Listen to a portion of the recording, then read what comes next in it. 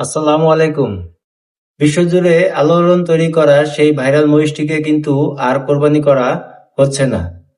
স্বরাষ্ট্রমন্ত্রী সালাউদ্দিন আহমেদের বিশেষ হস্তক্ষেপে এই বিরল প্রজাতির প্রাণীটিকে আবার আগের সেই অ্যাগ্রো ফার্মে ফেরত পাঠানো হয়েছে।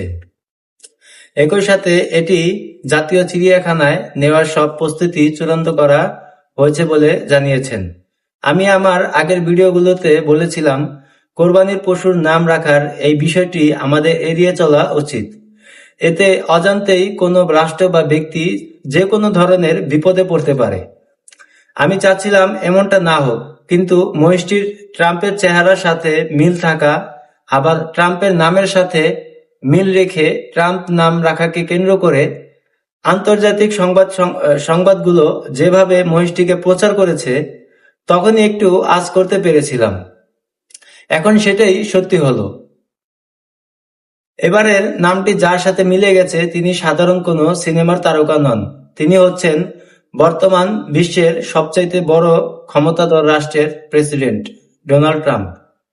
অনেকেই ভাবছেন ট্রাম্পের নামের বা চেহারার মিলের কারণেই হয়তো মহিষটিকে কোরবানি দেওয়া হচ্ছে না। এটাই ভাবছে সবাই। এটা কতটা সত্যি জানি না, কিন্তু এই কথার কোনো অফিসিয়াল প্রমাণ কোথাও পাওয়া যায়নি। স্বরাষ্ট্র মন্ত্রণালয়ের পক্ষ থেকে পরিষ্কার জানানো হয়েছে, এটি অত্যন্ত বিরল জাতের একটি অ্যালবিনো মহিষ। মূলত এই অনন্য প্রাণীটিকে টিকিয়ে রাখতে এবং সংরক্ষণ করতেই এই রাষ্ট্রীয় সিদ্ধান্ত নেওয়া হয়েছে।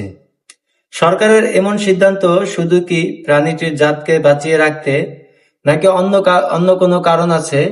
জানা থাকলে অবশ্যই কমেন্টে জানাবেন। পাশাপাশি এমন আরো আলোচনা শুনতে আমার চ্যানেলটি সাবস্ক্রাইব করে রাখুন। সবাই সুস্থ থাকুন, ভালো থাকুন। আল্লাহ হাফিজ।